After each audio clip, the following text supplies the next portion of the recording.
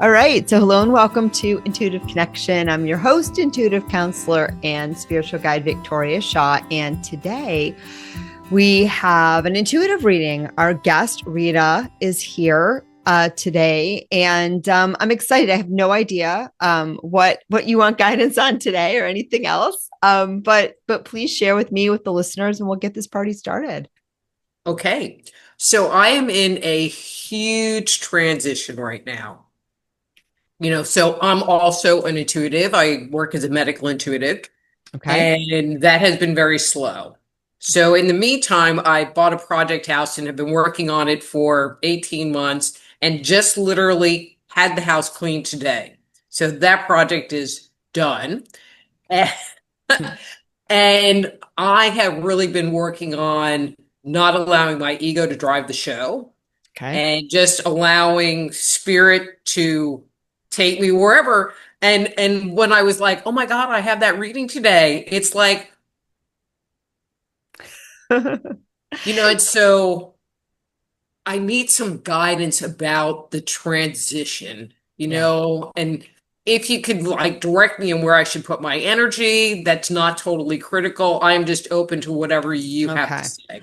say. So before we well, not before we hit record, but before we started the show proper, I tuned into Rita's energy and I started to work on her energy a little bit. And my hands really want to work on your energy. Can I do that for a few more You sure seconds? can. Yeah, because it feels like you've been carrying a lot. And it feels again like you've really lost that connection to your own true power source. And sometimes this happens, right? Sometimes when we have an idea of how we think things are supposed to go, or we are trying to, this is how it comes through for your gut from your guides, but we're trying to match external, internalized expectations of who we think we're supposed to be and how we think it's supposed to go. We kind of lose connection to our own truth, our own power, our own vital essence. And it's not like, you've been totally running around blind or anything like that. But it feels like this is a period in your life where the guides say it's a period of letting go so that you can reconnect from a stronger, more aligned, and more soulful place. Does that resonate with you so far? Mm-hmm. Okay. And that's what you're being called to And I'm do. just going to put in one little piece. Sure. I am very self-directed, but Okay. as I've been coming up to the end of this house project, that energy you were just talking about is so true, but I don't believe that that is me in general. Okay. I'm just getting what I'm getting right now. And No, but again, yeah. yeah. And I'm just going to kind of work on your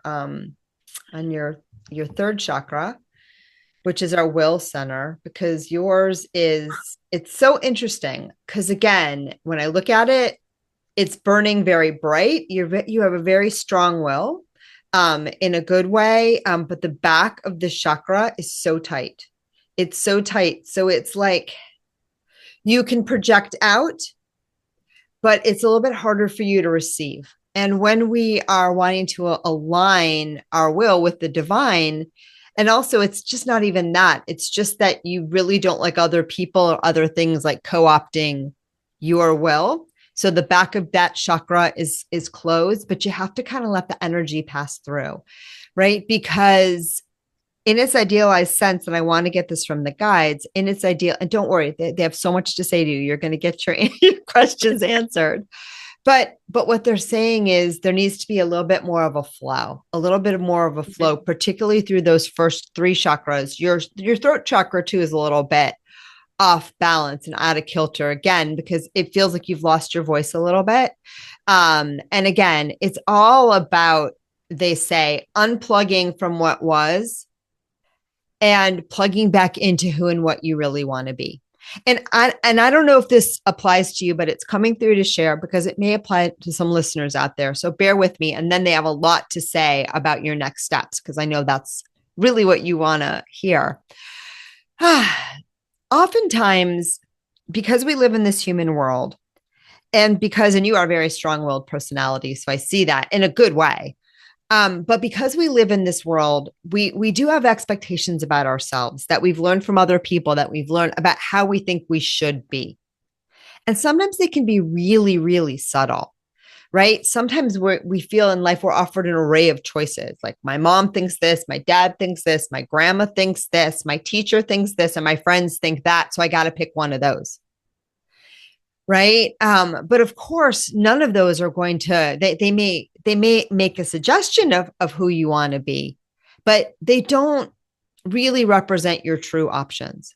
So what happens oftentimes when we're a child is we kind of pick and choose from the expectations and the extollations. The words the guides are using. So things that other people extol or value, right? We kind of pick and choose. And then from amongst those things, we decide who we want to be, right? So some kids are like, ooh, my parents, they have these high expectations, but my friends, they're super cool. I want to be cool to my friends.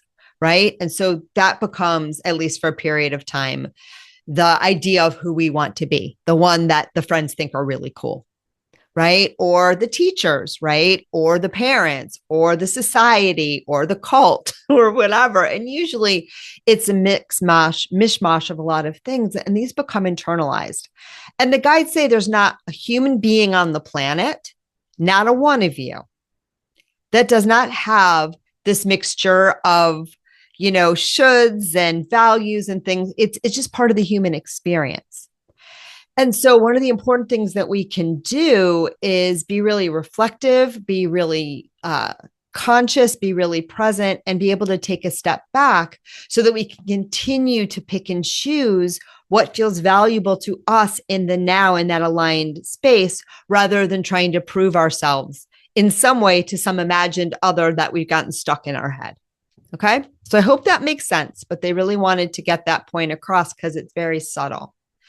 And they said for you, you've always been kind of a high achiever. Like whatever you put your mind to, you get it done. Okay. And you put your mind to a lot of wacky things, like not wacky in a bad way, just like they just say like you've had varied interests and varied desires. And they're showing me you're kind of like a juggler, but you're really, really good at it. And a juggler wouldn't be a good juggler if they just juggled one thing.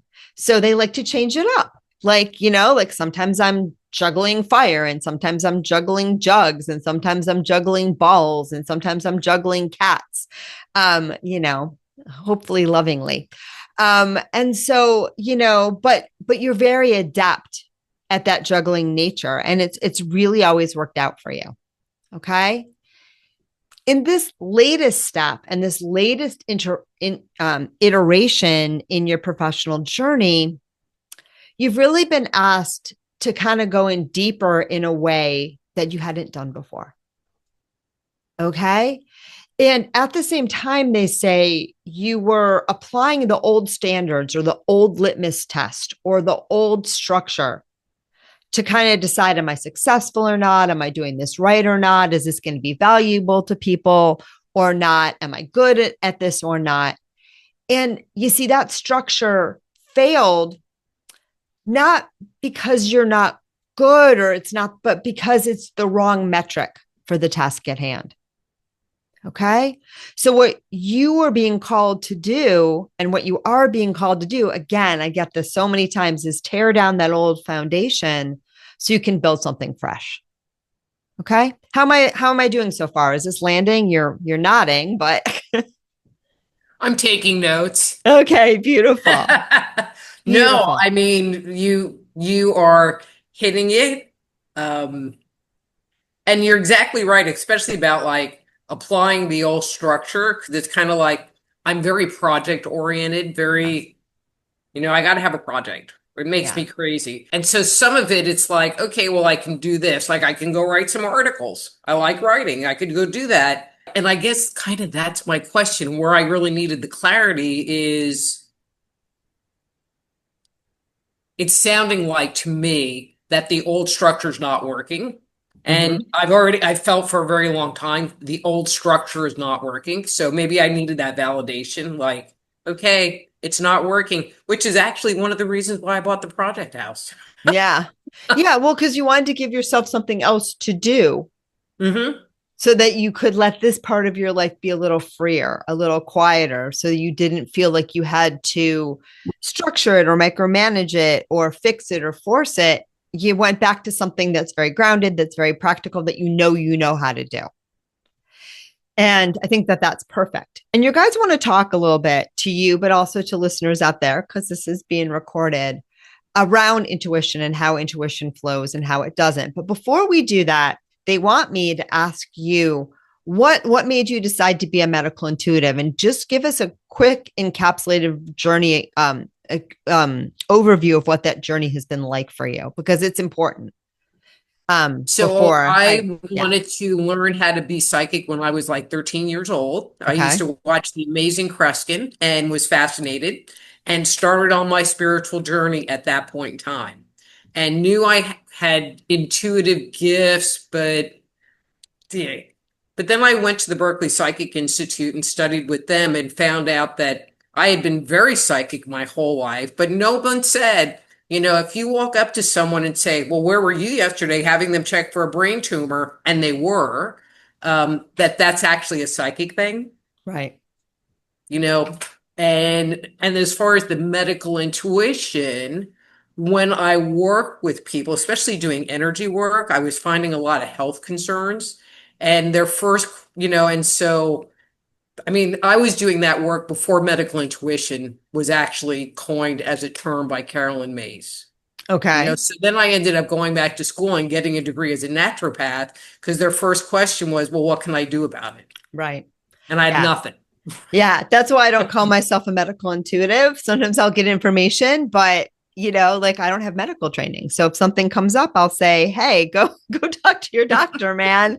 Like yeah, I love when people put those two things together. So you've been doing this for a long time. It's not a new career for you.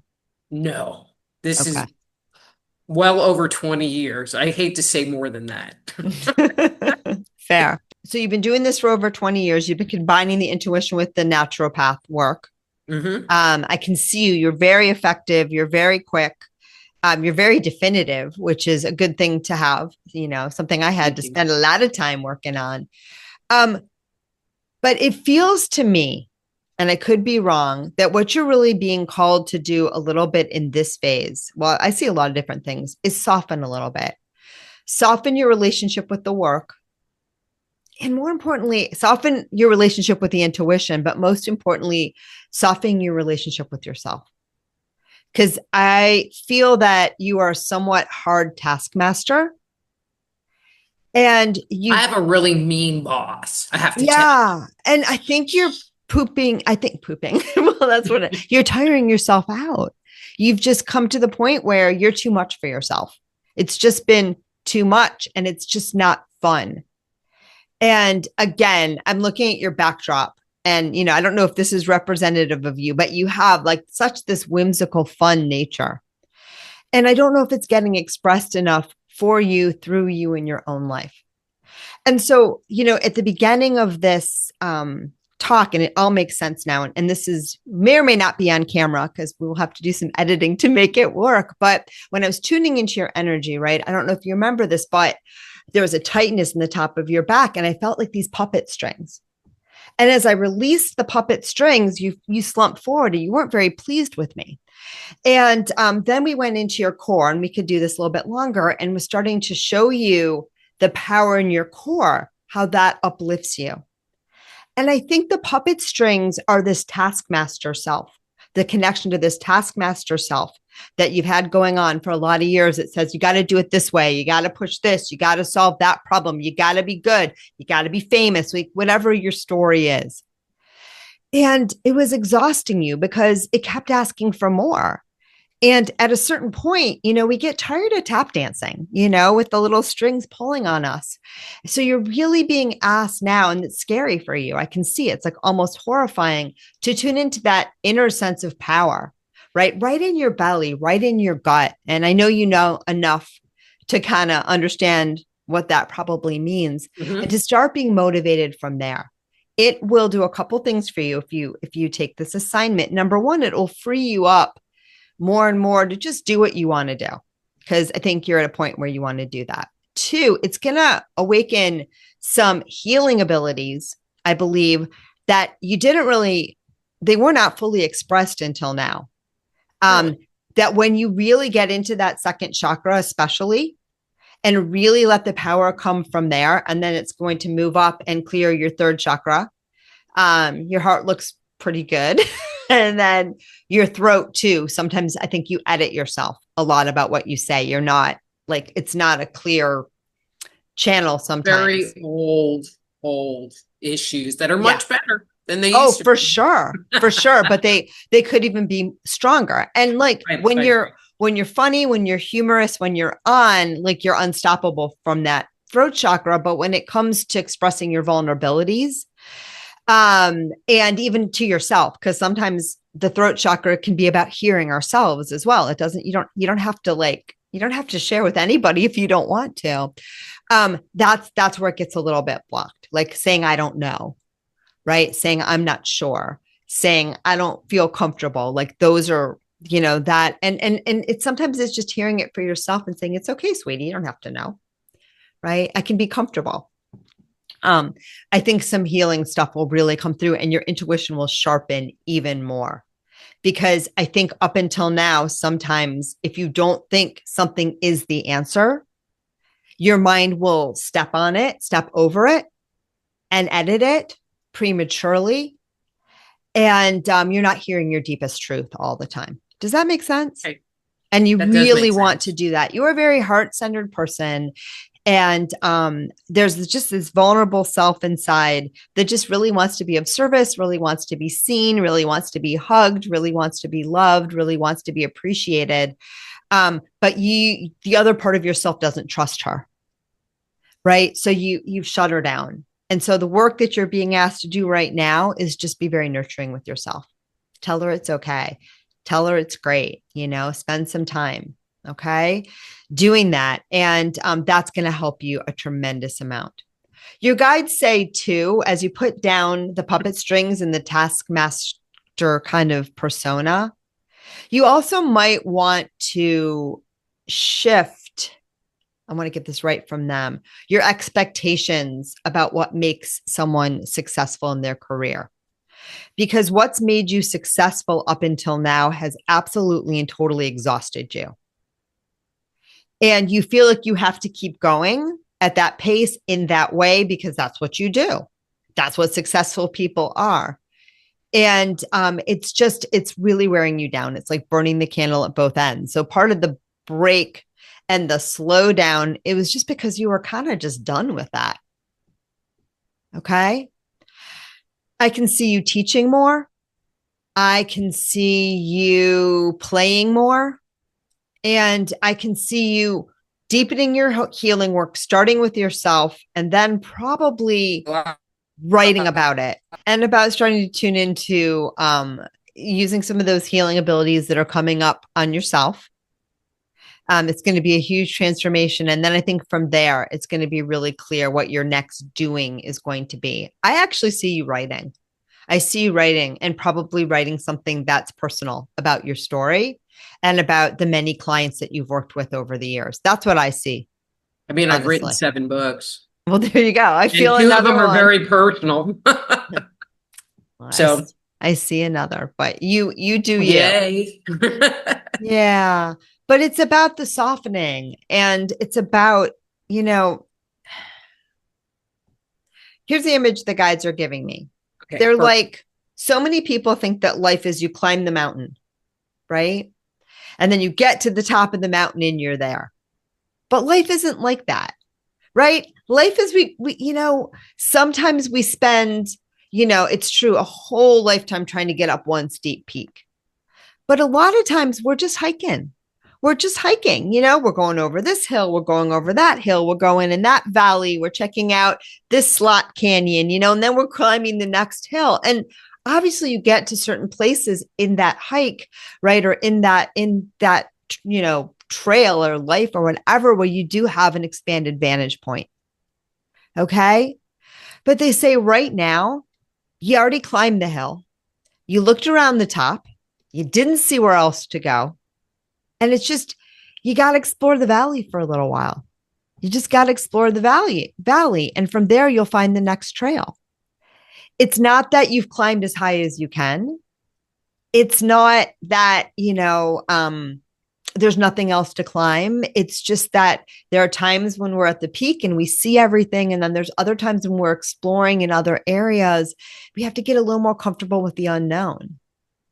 And each time, wherever you are, from whatever vantage point, there's nothing wrong. They're just different perspectives and different ways of exploring the earthly plane. And for you, what they want you to know is, and they mean this in a loving way, I'm quite sure, but you have a very solid, steady, like you like to have a very well-known sense of identity. This is who I am. This is how I work. This is how I flow. I like peaches. I don't like peas, whatever that is. And they'd like you to release that a little bit because people change and you've changed a lot in many aspects of your life. But like sometimes we have to let go of who we think we are to move forward and become who we want to be next or who we want to be now. And so this is one of those periods for you of really like shedding and letting go.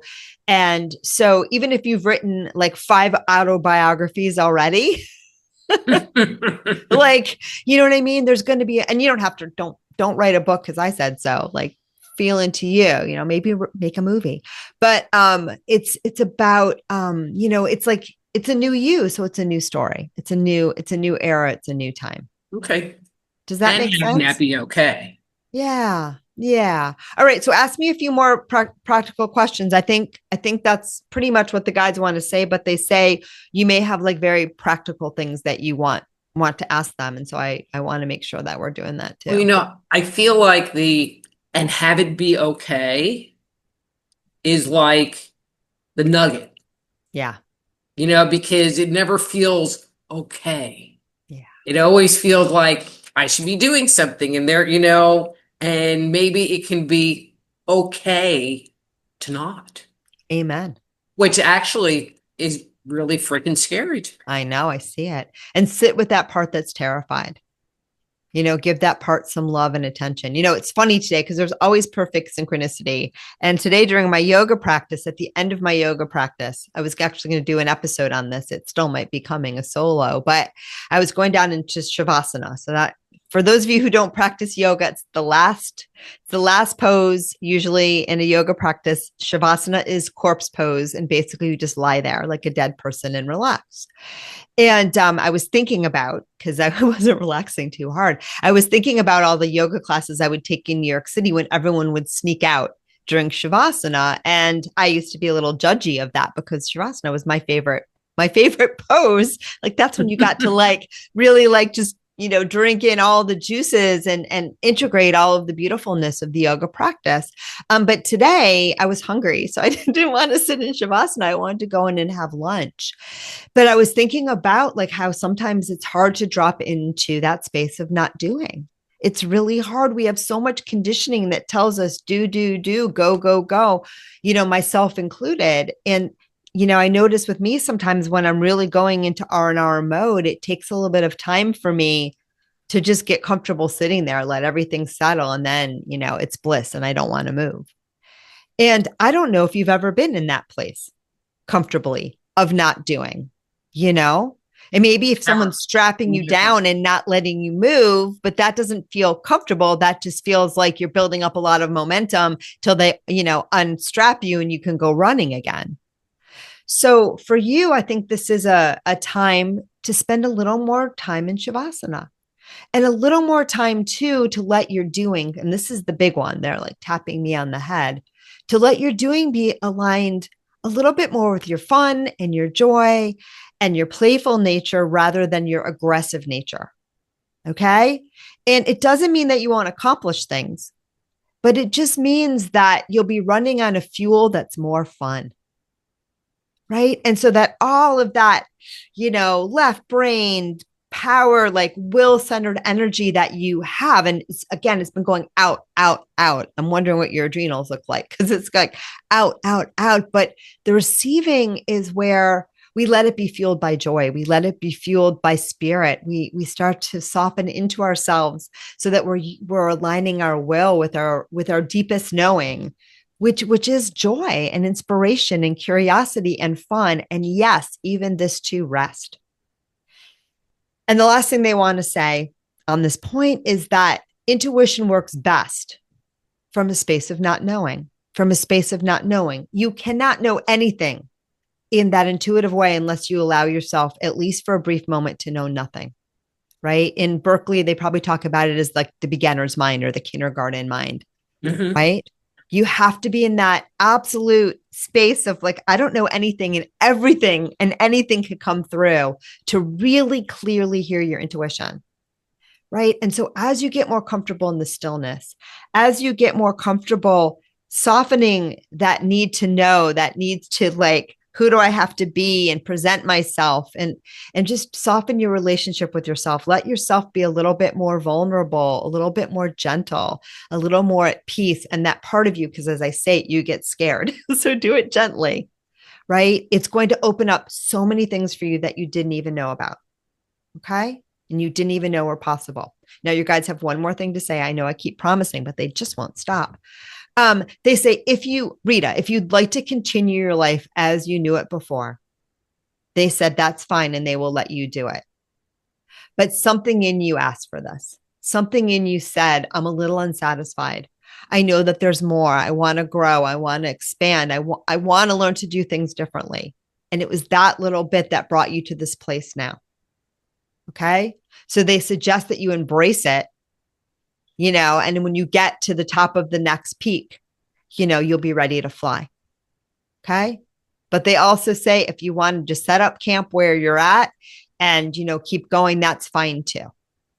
Okay. It's not it's not the path that you chose, right? There's an inkling and there's a desire to take this next step of the journey. So if you can tap into that excitement, it's going to help you soar. All right. All right. I guess that landed. This is, you know, I had zero expectation, and I can't even stand it when I have clients that want you to say, this is what you need to do, you know, and I'm just going to reflect here if that's okay for a second, Sure. but bringing up the fear about not doing, huge, Yeah. huge. And I Yeah. just oblivious to that. And it's just even sitting here thinking about it makes me kind of want to cry, but it's huge. Yeah. Yeah. And as you sit with that, it's going to open up so much. And again, they say your doing will start to come from joy and excitement rather than proving, right? Which is just it's just been what you've been trained to do. That's all. Hmm. Right. And I'm very good at Yeah. I see that. it. I was doing a workshop in earlier this year and totally different energy this person had, but the guides told her, spend like, 5 minutes a day or 3 minutes a day, like doing nothing or on like, purposeless activity. And she said it blew her mind. She said, like she's like it she said it broke me. I'm like broken now, like I can't even conceive of doing that. And for you can do that, you can, but it's around being gentle with yourself and just saying, sweet honey, it's okay, sometimes you just want to sit here all sprawled out on the floor and like scribble with your crayons or draw in the sand or look at the sky or just take a rest. Right. And I think that's going to bring you so much peace, so much healing, and just skyrocket you to the next phase that you are so longing for. Well, and you're totally right because I do not want to go back to the old pattern. Yeah. I mean, I've had kind of a year and a half of detoxing from that pattern, even though I worked on the house, but that was so zen. It was a Yeah. zen thing. Sanding mud and painting. It was Because clearing for me. And I'm like, I'm not going back. And I think that's where a lot of the confusion was. It's yeah. like, I don't want to do that, but I don't know. Yeah. And you chose, You chose from a loving place, from a curious place, and that's what this is helping you to do. Yeah. And you could go back to doing aspects of what you did before or not. You may decide to do something totally different. I think you'll be successful whatever you do. And I think it'll be like an overlay, it won't be like totally different or totally Hmm. new, but it'll be with a different energy. It'll be with a different energy where it'll be more playful, more fun, more free, and less of that hard taskmaster that was just exactly that was wearing you down and it wasn't sustainable. You came to the end of that journey. Okay. All right. I'm sending you so Perfect. much love. I can't wait to see where you're going to go with this. Thank you so Me much. too. Yeah, and I think a lot of people are really going to resonate with this one. So thank you so much for coming on and sharing your story. Okay, And so I'm going to just say one thing, and this sure. is listeners. She is really freaking good. And so she's really good. Oh, thank you, my friend. Thank you. That's I'm one so glad it intuitive to landed. another saying that. So, and Ah, I you, don't lie. well, So, thank you. I'm taking that in. You made my heart very happy. I'm very appreciative. And yeah, and if you all want an intuitive reading, normally you have to sign up and we don't do it on the show, but you can find information about how to do that on my website, victoriashawintuitive.com. And keep following, keep liking. If you're seeing this now on YouTube, subscribe, do all the YouTubey things. I'm new to this platform. But whatever you do, keep listening. And because I'm so grateful to each and every one of you for tuning in, and I hope that you love these episodes as much as I do. So enjoy the rest of your day, and namaste.